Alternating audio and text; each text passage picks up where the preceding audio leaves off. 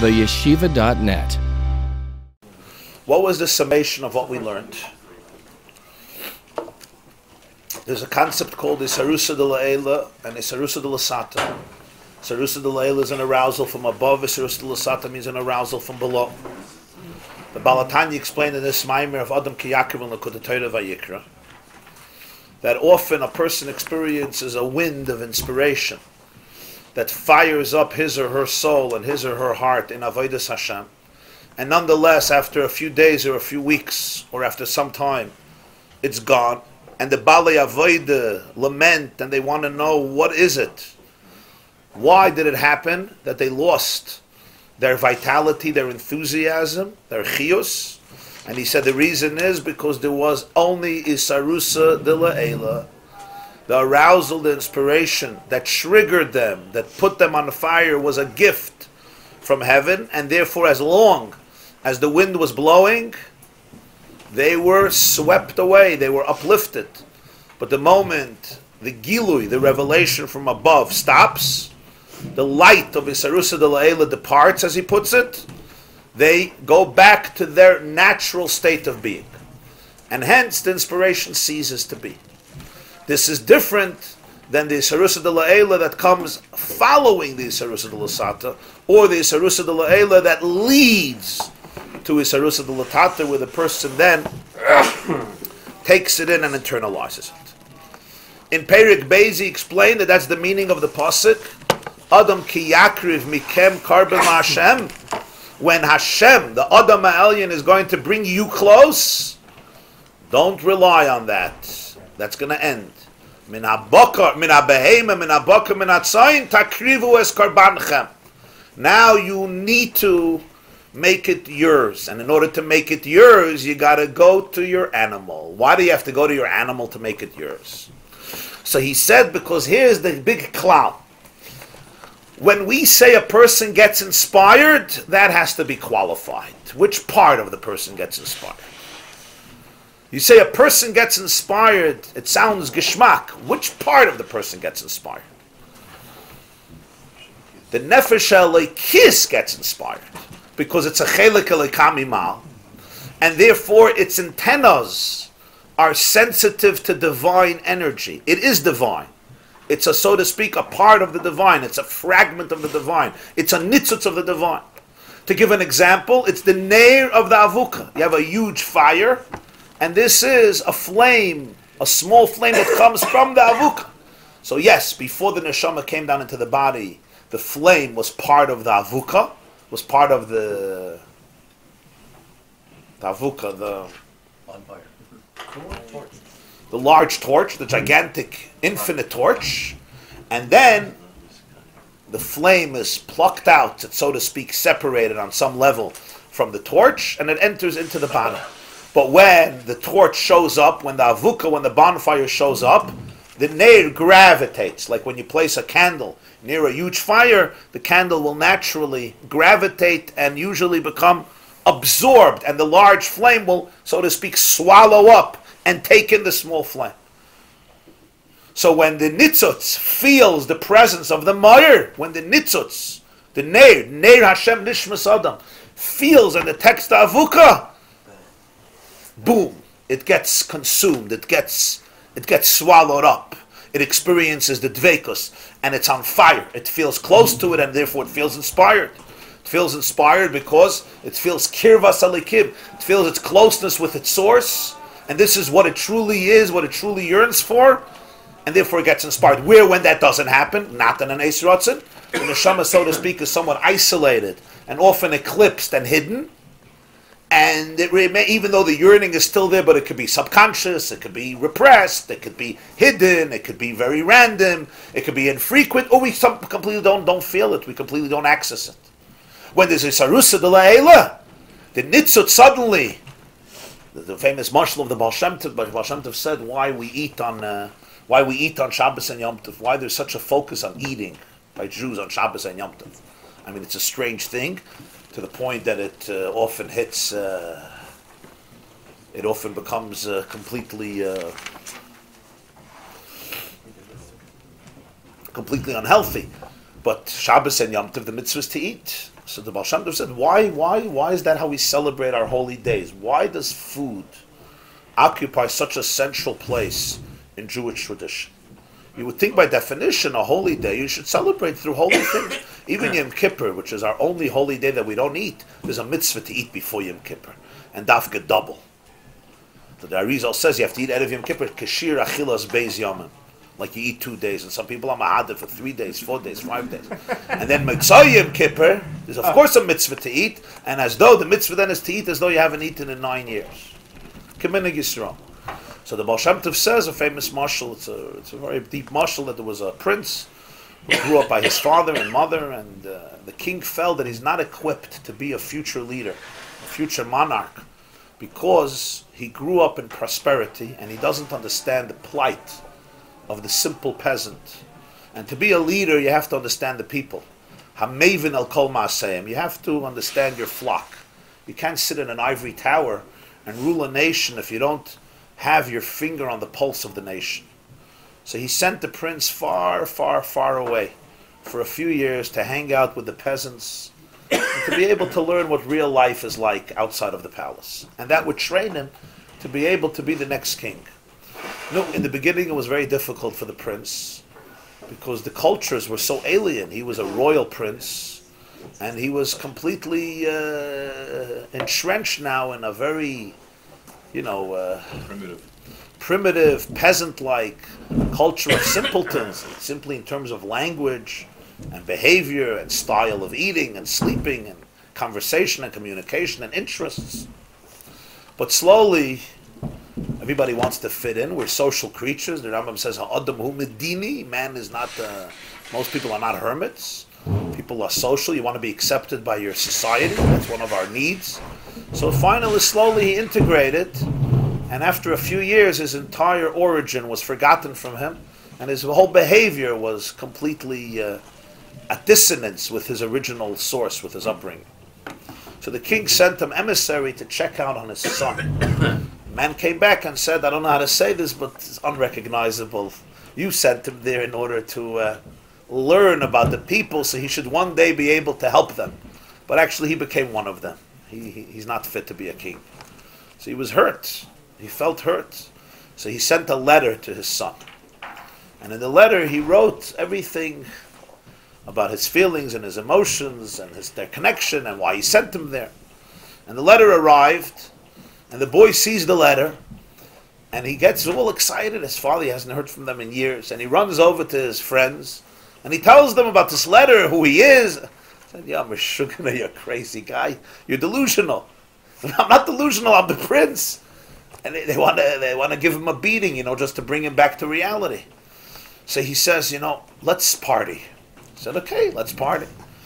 So Baal Shem Tov says he went and he brought a bunch of drinks, and he sponsored everybody on the house, and everybody was partying and eating and drinking and feasting, and Ketov Lev HaMelech Bayayin, they all started to dance. He said, and everybody was dancing, but they were dancing for different reasons.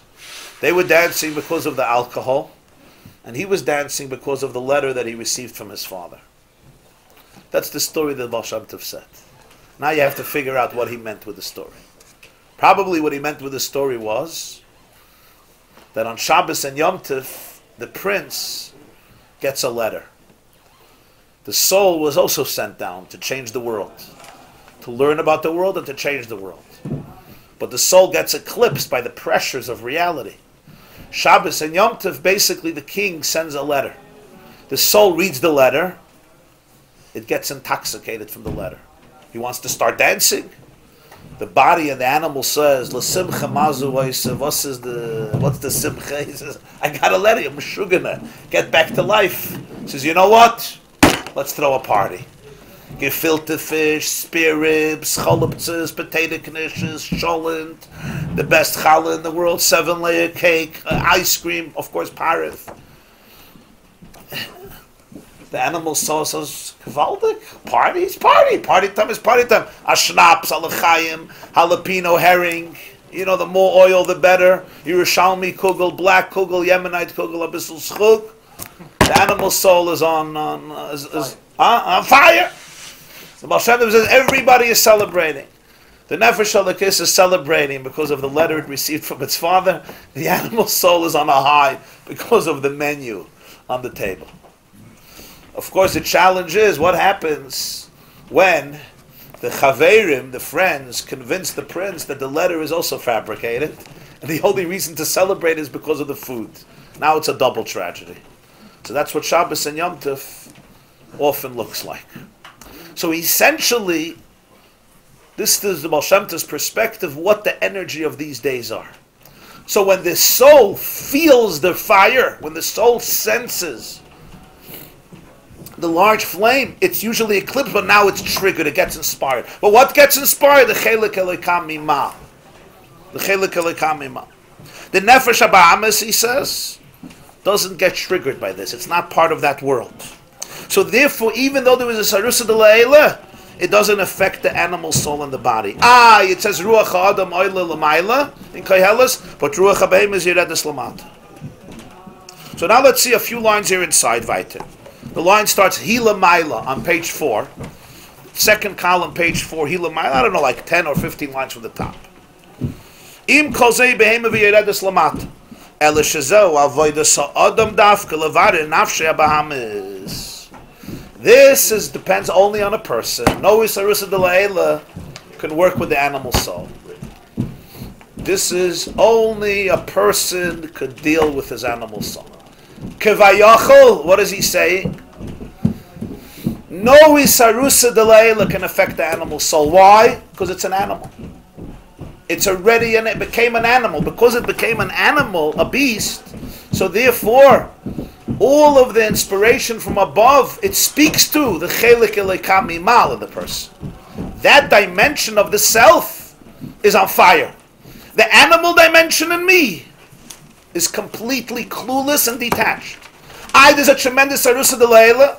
Balatanya says, yes, but the animal soul has not experienced anything. So you think you're on fire? No, your Nefesh Halakis is on fire. Your Chelik Elikam Mimal is on fire. The Nefesh HaBa'amis is now being quiet. It's being quiet. The Nefesh Halakis is so powerful, so inspired. It comes out to the fore, boom. So the person thinks he was transformed. He says, you weren't transformed. Your Nefesh Halakis felt its source. It received a letter from Mami, from Tati. And therefore, it's triggered, it's aroused, it's inspired. It comes out of its hibernation. You know, the bear emerged from hibernation after a long winter.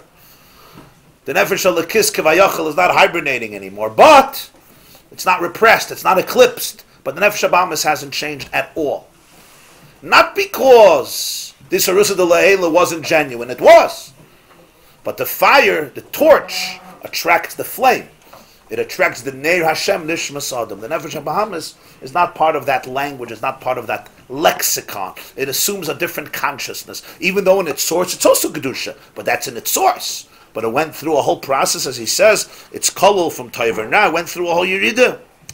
So the question now is, what speaks to the animal soul? He says, this is only Avodas HaAdam Dafka.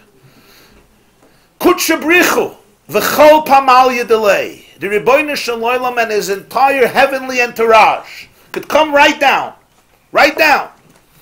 into the person's life, and the Nefesh Halakis will be on fire. But the Nefesh HaBa'amis is like, time for lunch. I'm busy, I'm exhausted, and I'm in a bad mood.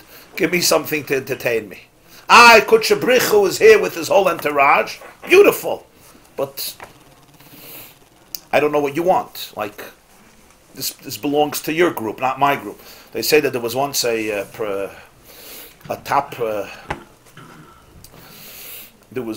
professor in a university, had tenure. He was like the senior teacher, and he basically decided what's going to happen in that section of the university. And he loved telling jokes. The problem is he had a horrible sense of humor, and his jokes, one joke was more stupid than the other one. But the employees had no choice but to laugh. You know when you have a boss who loves telling you jokes and you have to laugh because it's just part of what you do in order to please the boss, to survive, to pay your bills. So every morning for 2 hours, this man would stand and say jokes, and everyone was ha ha ha ha ha ha ha. And hey, one day a guy comes in there, and this man, this professor who's clueless at this point and completely out for lunch, Starts telling him one joke after another, and the guy is not laughing. He says, I don't understand. You don't find my jokes funny? He says, I don't work here.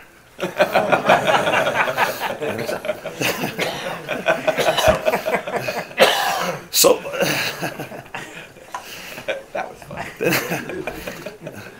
So you work here? Why are you laughing? I'm trying to work here. Okay. So the Nefesh HaBahamis says, Nefesh says, I don't work here. This is not, for you it's entertainment. I'm not part of this circus. So the question is, can the Nefesh HaBahamis be spoken to? So the Balatanya says, this is something that Hashem, Kevayachal, doesn't have power. This he gave over only to the person. He can't do it. This is something he, so to speak, I mean, of course he can do what he wants, but in terms of the system of creation, the system of life, this is something Hashem, so to speak, relinquished control over. All this Eir, the greatest Eir, could be Yom Kippur by Ne'ilah. Could be Pesach during Haseba. Pesach during Haseba after the cigarette. Could be at the highest peak moments. Could be at a great, great spiritual moment in life that comes face once in 50 years. Berchas Hachama. We learned about Berchas Hachama, Masechet Rosh Hashanah. Once in 28 years, or whatever that is. The Nefesh HaBahamis has not been affected. It's only Avodas Ha'adam.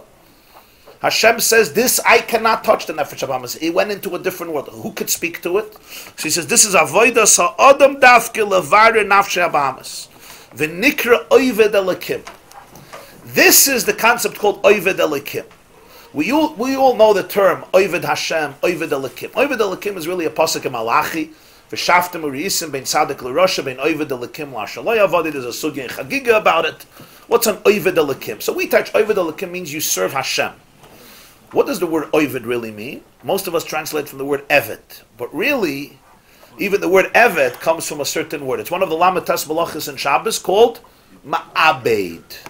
What's Ma'abed? It's called tanning. You have iris, you take hide from animals. They're very, very tough. And Ma'abed means you have to tan them, you have to refine them and turn hide, skin of an animal into leather. You make leather clothes, leather cloaks, or whatever else that you're making from leather, shoes or whatever, tefillin, of course, etc. That's Oyved. Oyved is from the word Ma'abed. So the Balatanya teaches, when you say Oyved Elikim, that's what Oyved Elikim means. Oyved Elikim is V'nikra Oyved Elikim k'may Oyris Abu Avudin Shema'abed Oysana Mesakna. When you take that skin off an animal, it's tough, it's rough. If you're going to say, oh, this is going to become my new leather jacket, this is not a jacket, this is not shoes, certainly lahavdil, not tefillin. You have to take the oyres, and you have to press them, and crush them, and work on them, and salt them, and it's a whole process called ibud oyres, trample on them. And through this, you misaken the oyres, and it's not a chashav work. It's, the Chazal say it's a difficult work. The odor is horrible, and it takes a lot. That's the avodah of Ma'abed. Oyved Elikim means, that's Oyved. Oyved Elikim doesn't mean you serve Hashem. Oyved Elikim means somebody who's working with the skin of the animal, with the nefesh of himself. Yeah. That's Oyved. And that's why it's Oyved Elikim, not Oyved Hashem.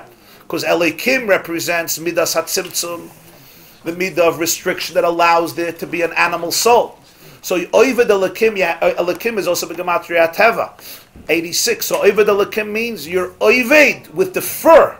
You're Oyved, you work, you're tanning your animal soul, which is basically a product of Shem Elikim, which is the product of concealment. This is what Avodah means. Avodah doesn't mean work. Avodah really means Ma'abed. It's not work. The Nefesh Elikis also works. It's a certain type of work. It's a work with something that is completely inhospitable. Not habitual. It's not something that's conducive for what you think you're trying to accomplish. And you have to refine it. You have to refine it. The hardest part is getting it off. Yeah. And all the schmutz. Yeah. Shema abadoisanu mesaknon. And the Gemara says in Nida that the angel that's in charge on pregnancy, Shoyel asks, the angel that's in charge on pregnancy, Shoyel asks a question. What's the status of this tipa? The Gemara goes through a whole cheshbon. This tipa, this semen, this seed. Should it be wise? Should it be dumb? Should it be wealthy? Should it be poor? Should it be strong? Should it be weak? Hashem says this tipa should have this destiny, but the Gemara says, Tzaddik Rasha Loika Amar. Whether the tipa should end up as a tzaddik or a rasha, this the Rebbeinu Shalom says, sorry, this I don't decide. I could say a chachem or a tipish, a asher or an ani, a gibber or a chalash. What type of genes? What type of disposition? What type of challenges, circumstances?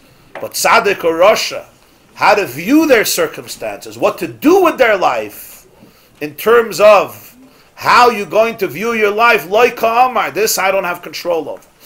This I'm not going to say. On a deeper level, what this means is, the nefesh elikis remains my domain. The nefesh habahamis, this has to be your domain. Nothing I can do, Hashem says, will inspire your nefesh habahamis. The only one who could speak to it is the person himself, Oived Elikit. V'zehu ki yakriv mikem, ki loymar loshin mikem ainu ha-nefesh elikis levat. Adam ki yakriv is only mikem. What the Adam ha'elyon could bring close is only your godly soul, your mikem. Adam ki yakriv mikem, you. In other words, the part of you, which part of you? Mikem, not all of you. Adam ki yakriv mikem, your nefesh elikis. Aval karban chem hu min ha-behema. Your carbon, that begins with your behema. Hainu levarer ha-nefesh ha-bahamis liyas b'pchinas eskafia v'eshapcha. The question is how? God can do it. Isarusa Delayla can do it. How am I supposed to do it? How am I supposed to do it? So he says, Al Yedei ha'izboinenus b'gdulas Hashem k'fi asher sichloi yuchal sa'es. The animal soul understands your language, but only if you're speaking a language that relates to it. This is the language that the Baal HaTanya calls the language of Seichel Enushi, which means human intelligence. For this, I need a whole new method. The heavenly inspiration won't work for the animal soul. What the person needs is, he needs to employ his mind to understand what godliness is. For this, he needs his boinanus, a deep, profound understanding what is godliness, what is truth, what is the divine. Every person's mind is different. If he can internalize this in his rational human mind, now he has a language to communicate to the animal soul. Because the animal soul is human. What do we mean by human? It exists within the human being. So therefore, I could explain, remember, this is not the regular animal, this is the Homo sapien. This is the animal within the human being. The animal within the human being is a rational animal, is a curious animal. Curious George is an inquisitive animal. This is not just the gorilla and the ape in the zoo. Also pretty curious and inquisitive. That's true. But this is truly, the gorilla and the ape in the zoo, as far as I know, is not so interested in understanding exactly what happened before the Big Bang. And what the truth is I don't know. Or what happened in the primordial soup, or exactly what the DNA is made up of, or exactly how many times the blood circulates our body throughout the 24-hour period. The gorilla and the apes have interests. The human animal is curious, is sometimes crazy, but also rational, impulsive, but also thoughtful, mad, but also interested. He has a personality, and the personality, or she has a personality, and the personality includes cognition, intellectual faculties, curiosity, inquisitiveness, and the ability to wonder. So the Baal HaTanya says, when the person takes Gdulas Hashem and translates it into his or her mind as much as their capacity is, because everyone's mind is different, then from this can be born an intense love even in the animal soul, because it was communicated intellectually through his seichel, and then the animal soul can actually also get on fire. But this is only through a person's continuous conversations with the animal soul, which is a conversation that happens through seichel and then through midas. Clarification, is this something that he sees as being Not tissue. specializing in davening. This hisbonus is a special affinity for davening, for tefillah. Yeah.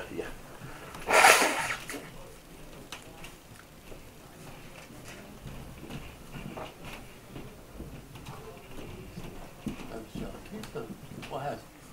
This bonus, I'm asking if this bonus has a special affinity for Shas tefillah. The reason why we don't get help from Hashem is because of the viewer. Not that we don't get help. Of course we get help from Hashem. It's the nature. The nature of the human mechanism is that the divine inspiration doesn't speak to the animal soul. What's the divine inspiration? Divine inspiration is that there's a certain revelation of Kirvas Elikim. For the animal soul, nothing happened. Nothing happened. Take a horse to an opera. You ever did it? I did it. Didn't look like mamash a horse, but whatever. You know what happens? They fall asleep. You know cultured people who decide they have to go to symphonies and operas, but it's not for them. They sit down and they take out potato chips and then they fall asleep. You understand? Take the Nefesh Bahamas to a symphony. And explain to it, this is unbelievable. Comes in with the horse, yeah, and the first ballad begins. And he goes, spite up. That's it. He goes on the stage and he tramples, and it's not his fault. The language of symphonic music doesn't speak to him. If you'll bring in hay, he'll come to life. That's his symphony. You understand? It's not his fault. You can't blame him. He is being loyal to who he is. Now take him to an art gallery. Show him the Mona Lisa. Right? Tell him that this is priceless. You can't buy it for $200 million. It's not going to impress him. Now, the truth is, most people also don't know what it is, but people have to say they know what it is. Animals are honest. You know what I mean? You take people to museums, you ever see, they want to commit suicide. Sometimes women take their husbands because they want to feel cultured. Yeah? They take them to museums. They push want to die. But Shalom Bayis, they're quiet. So today you have iPhones. But I'm saying the concept is, it's not that the animal soul doesn't want. The language of Gilia Lakus, the Nefesh Lakis is right away there. The Nefesh Bahamas is just not. You have to speak to it its language. What is its language? It has its own language. You have to understand who it is. The intermediary between the divine soul and the godly soul is the seichel, is the mind, through which we can explain to the animal soul truths about life. It's like the shadchan, a matchmaker. And you have to know its language. If you're not speaking its language, you will not affect it. So the one person has it harder than the other is only because his nefesh kiss is different? I didn't understand the question. Well, one person has it harder than another person in this nefesh Bahamas. Is it because the nefesh kiss is different? It could be for a lot of reasons. I mean, why? No, nefesh Bahamas is everybody the same then? No. No Nefesh Elokis is the same, no Nefesh Bahamas is the same. Everyone is different. That's why this is an individual journey. Avoid is a very individual journey. So this is the Swiss Lasata? Yeah. This is a service to Lasata. Adam ki Yakriv mikem karban lasha. From you, the part of you that is divine, it will be makriv. But that's over. That finishes. And when that inspiration is gone, the Nefesh Elokis still is connected. It always remains connected. But the person is back to the regular self. Why? Because the animal soul comes right back. And I'm saying, okay, the circus is over. Let's get back to life. You were happy? Okay, next. So the next step is now is your carbon. I can't do this. That's why it's Lashon Rabim. That's why it's Lashon Noichach. Takrivu. And what is that carbon going to look like? Not just that you're going to internalize what you saw. No, min ha-behema, min ha-boka, min ha-tzoin. It's always from your behema. That is always a Sarus del Sata. Sarus del Sata, by definition, like the Balatanya meant, what makes it Sata? It's not just if it happens from above or it happens from below. It's in the person himself. There's a La'ela and there's a Lasata. The La'ela of the person is the Nefesh Elokis. The Lasata, the lower part of the person, the more natural, is the nefesh habahamis. So Isarusa Lasata means to be ma'orer, the lower part in you. In other words, the natural part in you, the human part in you. That's Isarusa Lasata. Technique of the second issue. Huh? The technique, the methodology for that is always Seichel Anushi. Seichel Anushi means human conversation, human language, not divine language. I have to translate the divine into human language because that is the only thing that the animal soul could listen to. Its ears may be perked up, and it may even develop emotionally. So the first thing is to meditate in the flows of Riddick. It could be neflois habayit too. Anything that relates to the truth of godliness, to the truth of the divine, whatever that means. It could be neflois habayit as well. And this is all while you have that's when you should plug into it. He says when you have an Isarusa Leila, either right then or right after, because if not, that's going to fly and fall. it's going to be over. Now, yeah. Oh, but I'm not saying the wrong thing now. You could say the wrong thing also. No, nothing will He happen. said that Eved Elokim, that's where Eved comes from. Something has to do with tanning leather. Yeah. Today, the This is nobles- somebody who knows about tanning leather, yeah? So I'm scared of these questions, yeah? No? Today, you want to speak about the very low profession, lowest on the totem pole is a garbage man. From my limited understanding, in the time of the Gemara, people who tanned leather were in that category. Yes. It was a very foul smell. Foul smell, exactly, yeah. So why it seems like such a noble thing to try to transform your nefesh b'amis into something holy? Why is there a component there That's a wonderful question. Why, when we want to speak about the work of transforming the nefesh habahamis, do we compare it to tanning, which is considered one of the lowest menial jobs, which generated a very foul odor? But I think that is precisely the point. That when one deals with their animal soul, they have to expect that there are going to be very foul odors, and they should not judge it or themselves. That's exactly the point. Anybody who really deals with their animal soul has to be ready to look at things that are very, very, smelly. Huh? Very low. We all know, not all of us, but some people sitting in this room, in their minds, sometimes have thoughts that have a pretty foul odor. And you know what? Sometimes in our culture we run as far as possible from those thoughts, and there's an advantage to that because it keeps a certain standard of morality. But what happens in the other extreme is we cut out part of our personality. In other words, we deny who we are, and whenever you deny who you are, that part of you is not part of your life. It becomes deadened. So therefore that part can't show up to life. So that's the very idea, that the work with the nefesh habahamis is work with things that often have a very, very foul odor. And that is part of its dignity. Which is also why this was not such a simple idea. Because working with the nefesh habahamis, by definition, is a compromise of Isarusa de La'ela. Isarusa de La'ela with the Chelek Elakami Mal is very sweet. You're in a divine symphony. Why go handle with your animal soul? Who needs it? You're on fire. You're flying. Imagine you're a bird and you're capable of flying, and instead you go into the abyss and you're crawling with a bunch of rats and mice. Was darfst du's? You're flying. The Balatanya argued, though, who's flying? Your soul is flying. You're not flying anywhere. And when your soul stops flying, you know where you're going to be. You're going to be there. So what's going to be left? What's going to be left is you're going to be with nothing. The neshama is going to become eclipsed. So you have to find and bring God into the sewer system, into the cesspool, maybe that's a way of saying it, into the place where the animal lives. And for that you have to learn its language and you have to be able to communicate it. To be able to communicate it.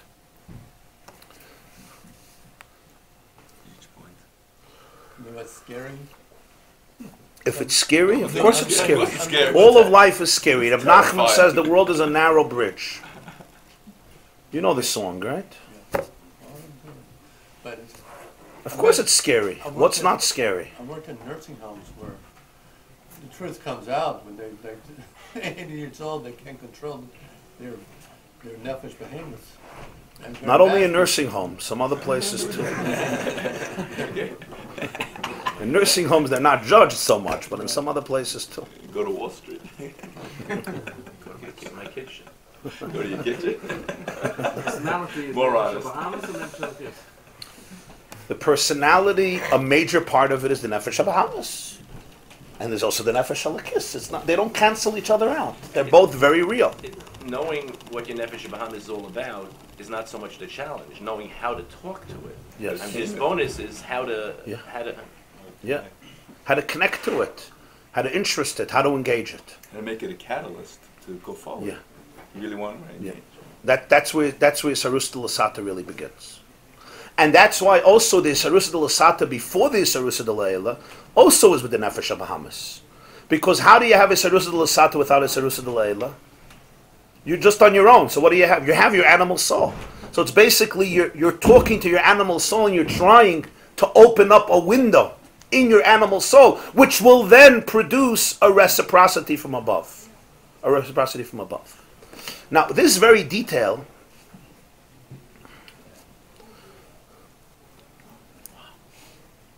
what's the wow?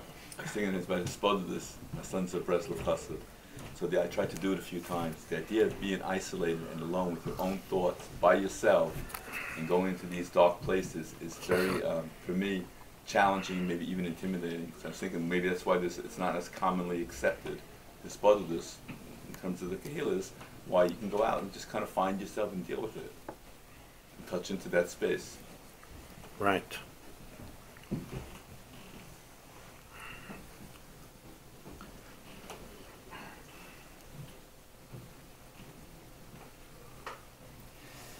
You can't arouse your Nefesh Elokis without starting from Nefesh Bahamas.